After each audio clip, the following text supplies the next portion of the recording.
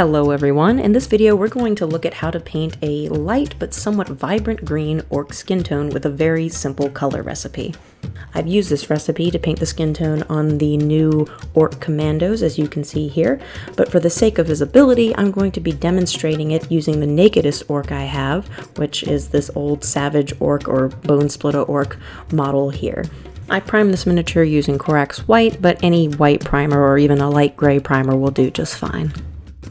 For our first step, all we're going to be doing is just applying a traditional base coat of Ogren camo all over the skin portions of the model. For the sake of time, I'm going to be using an airbrush. However, this is not required. You can use just the traditional Ogren camo layer paint and a paintbrush.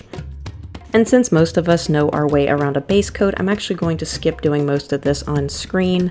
I have included a link in the description of this video for anyone that wants to see how to do a base coat. But for the rest of us, once you've applied your coats of Ogren camo, it should look something like this.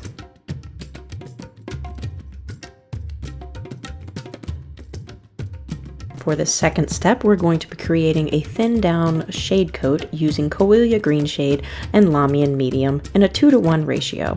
I've got 2 drops of green shade here mixed with 1 drop of Lamian medium, mixing around nicely with the tip of the backside of an old brush. And this is about what your transparency should look like. We want that nice and thin so the Ogren camo base coat will show through.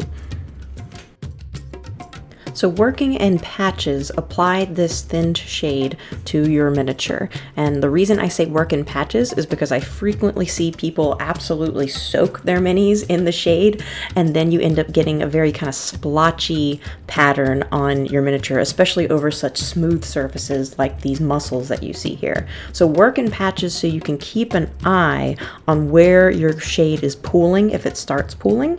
And if the shade does start oversaturating a particular area, you're going to be able to fix that by just rinsing your brush and using the water left from that rinse to just kind of move the shade around and pull it away from the oversaturated area. And you're going to see this on this muscle in just a sec.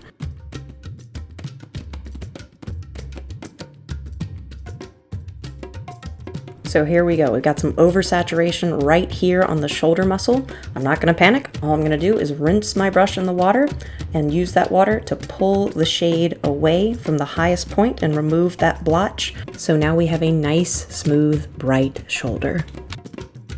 Now obviously that worked because the shade was still very wet. I had just applied that. So that technique will only work if you notice a splotch while the shade is still very much wet. If you try it when it's dried, you're going to pull it off in a patch. So this is why it's important when you're working with shade coats like this to apply them evenly. And even if you do soak it initially, just kind of mop with your brush to push all the shade around into the recesses or pulling them out of the recesses as you need to. So just keep an eye on the saturation. And here's another example of how to effectively use that wipe away technique. It is especially good for the top of their round little orc heads. I've just got my damp paintbrush here and I'm just pulling off the Coelia green shade mix from the top of his head so that bright underlayer will show through nice and bright and smooth. Once the shade coat has completely dried, your mini should look something like this. Now, if this looks good enough to you, that is perfectly fine, but we're going to be adding an additional highlight using some dry brushing and a small makeup brush. For this next step, we're going to be going back to our Ogren camo, and here is our small makeup brush. Now this is an ELF smudge brush. You can find these types of brushes virtually anywhere that sells makeup. They are the perfect size for painting miniatures, as you can see here, and they are incredibly inexpensive. So just like with regular dry brushing, we're going to take our Ogren camo, we're going to wipe most of it off. I'd say honestly 80 to 90% of it, get it off your brush, use a paper towel, something textured here, and your brush should look something like this before you start dry brushing. And what you're going to do is start where you want most of this color to go. So in this case, we're going to put it on the tops of the shoulders just to intensify the brightness a little bit more.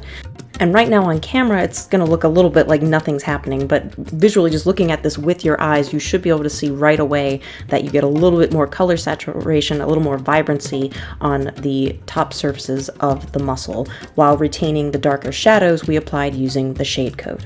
And the reason we're doing this with a makeup brush is because of the rounded bristle shape. These makeup brushes are made for applying eyeshadow, for creating gradients in eyeshadow over a rounded eyeball-shaped surface. So they are perfect for creating gradients over rounded surfaces like on your miniature here. If you tried to do this with a just traditional flat chisel tip dry brush, you could do it, but you do risk getting some very unrealistic lines on your muscles. And the reason for that is because a chisel tip dry brush is just going to catch on the very, very most raised portions of the muscle rather than the rounded edges of the muscle themselves. So we're using a brush with a rounded bristle shape because it gives us a smoother color transition over a rounded surface.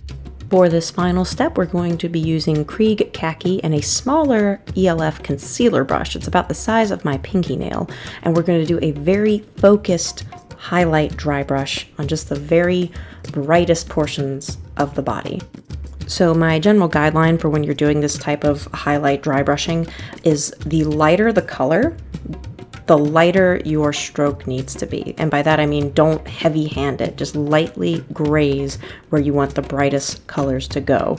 I usually don't go under the torso with this. I usually try and keep it on the sharpest edges. So the toes, the knuckles, elbows, knees, anywhere that has a more defined edge to it is where I apply this highlight.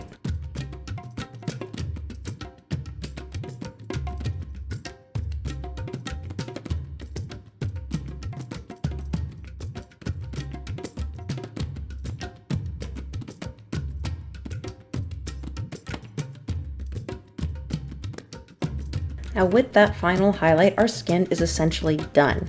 Now it doesn't look like it's popping very much because it's surrounded by all of this detail that has overspray from the airbrush. And to take care of that, I usually will go back over it and paint a base color for my contrast paints. And the color that I find the most helpful, that has the best coverage in the shortest amount of time, is Pro Acryl by Monument Hobbies. I prefer to use their Ivory or their white. In this case, I'm going to choose Ivory because it's a little bit warmer of an undertone. And I'm basically going to go through and cover all the details in here in Ivory so I can prepare them for the contrast paints I'm going to put on them later.